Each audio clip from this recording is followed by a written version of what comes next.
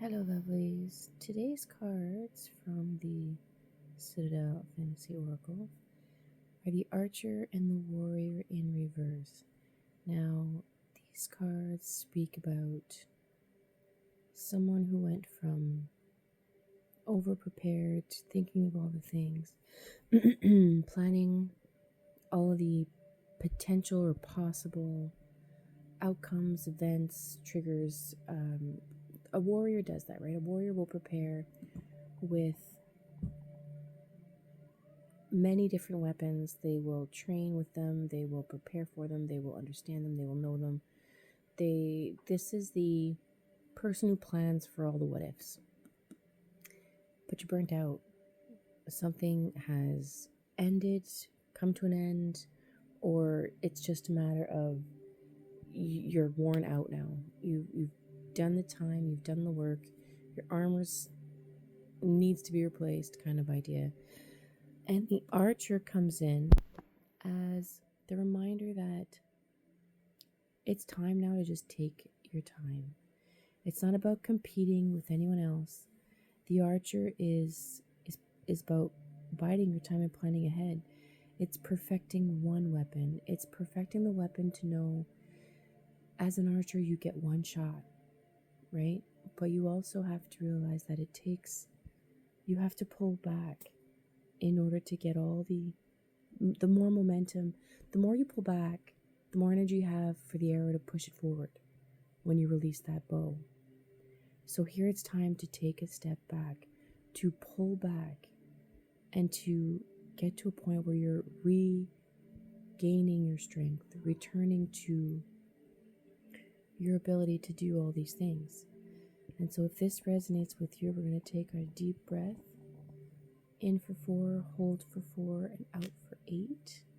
And then we will tap into some Revelations Tarot deck in order to see what more do you need to know about this planning and burnout information. So here we go. In for 4, hold for 4, out for 8.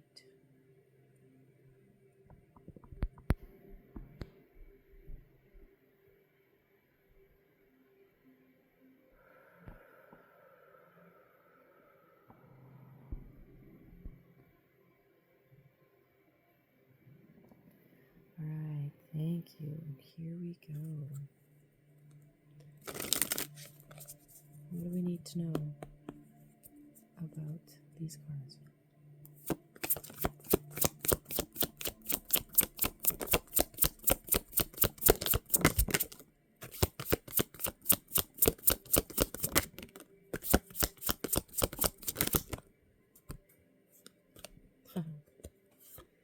Ten of Pentacles, people.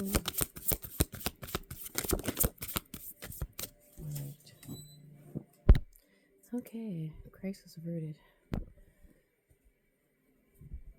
We have a new fur baby in the family, and she's not quite used to going, or she hasn't been outside yet, so when Gunner came in, it was a little bit of a mad dash to get the door.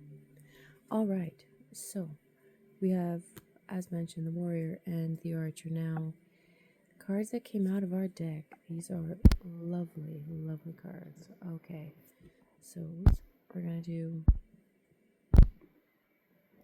the Death card in reverse, the 8 of Swords, the 7 of Cups in reverse, the 10 of Pentacles, the Ace of Cups, and the Chariot. And so here, if I'm placing these in the right order, well, there's like a story that comes out in my mind here. And so here, the Death card is, there's a resistance to this change. There's a resistance to, and it could just come from the fact that the realization that your ability as a warrior is now waning and you can't do it all. You can't do all the things. You can't be all the things for all the people. That's not your job, right? So now we've got to put down our warrior and become an archer, where it's, like I said, the perfecting yourself in order to be able to release your arrow instinctively and on your target. Never mind everybody else's targets. Never mind everybody else's situations. The archer needs to focus on his things. If the archer is going to reach the bullseye, they have to practice, but only with one weapon. It's not about the warrior making sure you know all the tools for the trade. It's perfecting one. It's taking the time to release things, but you're resisting it. And this 8 of Swords is saying that it's all in your mind. It's all in it's all in your head. The reasons you can't walk away. You're keeping yourself stuck and stagnant, not allowing for this rebirth to take place. And it's necessary. These bindings are you can release yourself from, right? The 8 of Swords in this deck specifically in reverse shows that, yeah, if she takes a second to pull off the blindfold, she will realize she's not stuck. She's keeping herself blindfolded because it's not what she wants to look at right now. This is not gender specific. 555 on the clock when I say that. This is saying that you are keeping yourself stuck in this reminiscing and or in this place of resenting the fact that you have to drop all the things, or feeling upset about the fact that you're, getting to that point where you can't do it all for everybody else, but that's how you identify. And so now it's a matter of figuring yourself out, pulling off the blindfold, clearing out the thoughts and beliefs that no longer serve you. These are what the swords represent, and to pick up your bow, right? This will come with a lot more clarity. The 7 of Cups in reverse is about making the right choices. As you can see, when it's upright, we're grabbing at smoke. We're not quite sure. There's like too many options. We're just grabbing at the one that looks most like what we want, as opposed to taking some time, removing those blindfolds so we can see things properly, and picking the cups that are most abundant for our cause, our life, our experience, what we want to do. The discernment is coming through. Once we remove those blindfolds, we'll be able to see the smoke from the mirrors kind of idea, right? Then we lead, once we make our choice, once we realize we're grabbing at the right cups, it's aligning everything we need so our horses here are facing the same way and that our chariot can take off. In the reverse chariot, you can see here these seahorses are not aligned, which is causing a stalemate and a frustration, right? Because you think you know where you want to go, but you can't get everybody, or you can't get on the right track. But now that you've allowed yourself to take away those blindfolds, remove all that, clear your mind of all the negative thoughts, the limiting beliefs and all that, allowing yourself to see the smoke and mirrors, to find the right cups that you have to pick, it's going to align these two because your actions and your intentions are the same. And here we see the symbol for cups or water. The inverted triangle is like a chalice holding it's like a cup, right? So here we have to be emotionally sound as well to follow through with our intention is how it feels the best. This comes up with our Ace of Cups next. This is kind of confirmation that, this is about our emotions. Our emotions are haywire right now because we're feeling the loss of this. But it's not because we're no longer able to defend ourselves and battle the life, and battle's the wrong word, but confronting our life the way we feel secure. But we do have a way of doing it.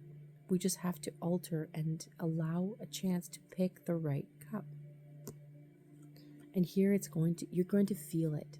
It's going to be what feels the best, what feels the easiest. Now, it doesn't mean the decisions will be easy, but it will feel the easiest to, despite the hard decision, the end result of that decision will feel the easiest. As opposed to the easy decisions. If you think about the easy decisions and what that will lead to, those aren't necessarily the fulfilling moments. You want to aim for a full cup. You have to fill your own first in order to get the overflow. The overflow of the 10 of Pentacles. This card is all about abundance, but generational abundance, inheritance, all the things, legacy. So we have to get our emotions aligned. Grieve that part. That's okay. But in that grief, realizing that you're not on your own. You have skills and abilities. You just have to refine them. And it might mean taking a step back. You have to pull back on a bow to get all the energy you need to drive the arrow forward. And pulling back might not be because you're moving yourself forward. The arrow is the end result, right? Your target is the end result. You have to get your intentions aligned. You have to shoot forward with the right energy, the right vibe, the right emotions in order to fulfill not only fill your cup, but to fulfill your legacy and the intentions of your life that you're meant to have. So grieve what you need to grieve. Let go of those broken armor and those pieces. Pull back on that bow. Aim true, and you will get your bullseye.